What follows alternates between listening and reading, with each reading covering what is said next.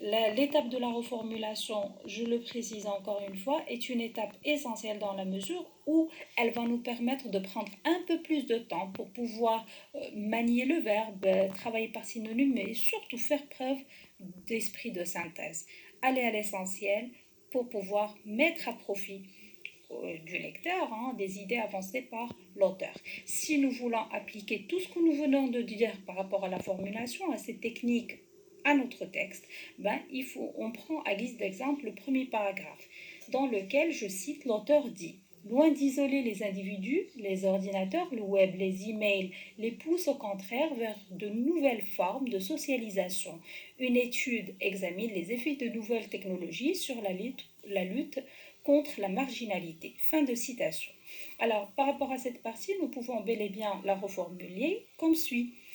En fait, l'idée derrière ce que vient de dire l'auteur, c'est que les nouvelles technologies permettent aux individus de s'intégrer dans la société au lieu de les marginaliser. Rappelons encore une fois qu'il faut appliquer cette méthode tout au long du texte, bien entendu, tout en gardant en l'esprit que nous allons prendre du texte que c'est qui est essentiel à son sens intégral. Voilà la troisième étape de notre exercice. La quatrième étape de notre exercice consiste à rédiger le compte rendu. En fait, c'est l'étape de rédaction à proprement dit.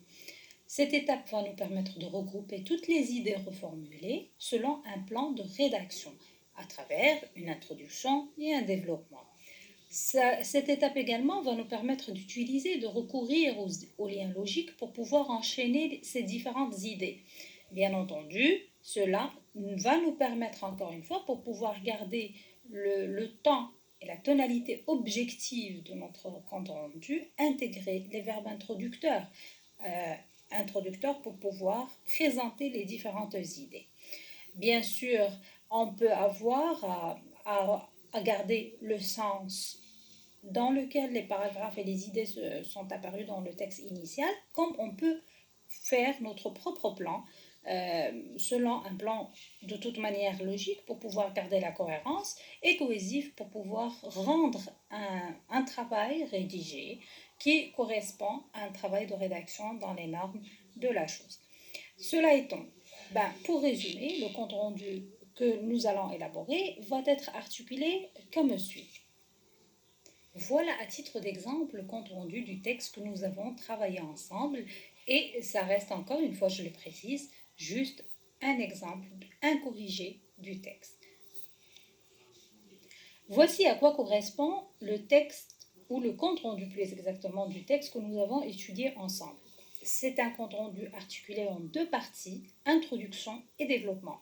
L'introduction est le premier moment de lecture, c'est le premier moment de rencontre avec votre lecteur. Il doit regrouper toutes les informations essentielles à la découverte du texte et par conséquent retracer l'étape du repérage, dans la mesure où on va mettre la source du texte, sa nature, son type et tous les éléments qui correspondent à la compréhension du texte, entre autres, et le plus important d'ailleurs, le thème. Bien entendu, l'introduction est un petit paragraphe qui est détaché du développement, dans lequel on va mettre les idées essentielles du texte, reformulées comme nous l'avons déjà cité. Alors, l'introduction de notre exercice va correspondre à ce qui suit. Dans ce texte, on va dire, dans ce texte extrait d'un article paru sur le site domainepublic.ch, datant du 31 mars 2006, Daniel Marco traite de l'importance des nouvelles technologies dans l'insertion professionnelle et sociale. Point final de l'introduction.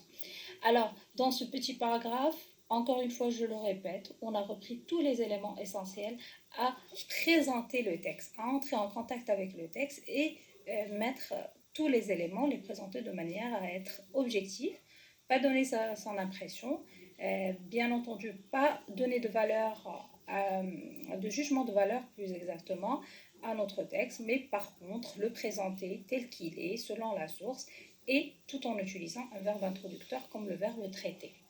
La deuxième partie de notre rédaction est le développement. C'est une partie dans laquelle on va à la fois utiliser les verbes introducteurs pour garder la tonalité objective de notre rédaction, enchaîner les différentes idées à travers les connecteurs et bien entendu articuler l'ensemble dans un ordre qui est quand même logique pour pouvoir formuler au mieux et présenter au mieux le texte que nous avons lu ensemble.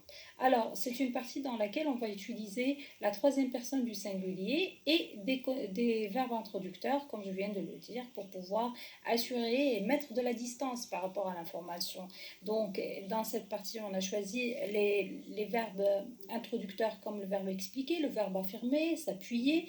Il y en a d'autres, bien entendu, mais on va utiliser ceux qui correspondent le plus à ce que présente le texte et bien entendu son auteur, la position de son auteur. À côté de tous les verbes introducteurs, nous pouvons aussi assurer l'objectivité à travers des expressions comme selon lui, d'après lui, à croire l'auteur, comme on peut mettre énormément de connecteurs, en fonction, hein, en fonction toujours des différentes idées que nous allons présenter. Et bien sûr, tout cela va nous permettre de créer à la fin un texte, rédiger un texte qui est cohérent et cohésif, dans lequel il y a quand même un fil conducteur et dans lequel le lecteur va tout bonnement trouver toutes les informations essentielles à la compréhension de ce texte. Bon, le développement n'est pas suivi d'une conclusion, j'espère que vous l'avez bien noté, pour la simple raison que pour le compte rendu objectif que nous sommes en train de faire, nous n'aurons pas et nous n'avons pas besoin, nous n'aurons pas à conclure et nous n'avons pas besoin d'une conclusion. Donc, contentons-nous d'introduire le texte, comme je viens de le faire, et de présenter les différentes idées en mettant en exergue la relation entre les idées, la position de l'auteur à chaque fois, et bien entendu, l'ensemble doit se faire dans un style qui est simple, précis et concis. J'espère que les différentes explications présentées vous ont éclairé. Je vous remercie pour votre attention.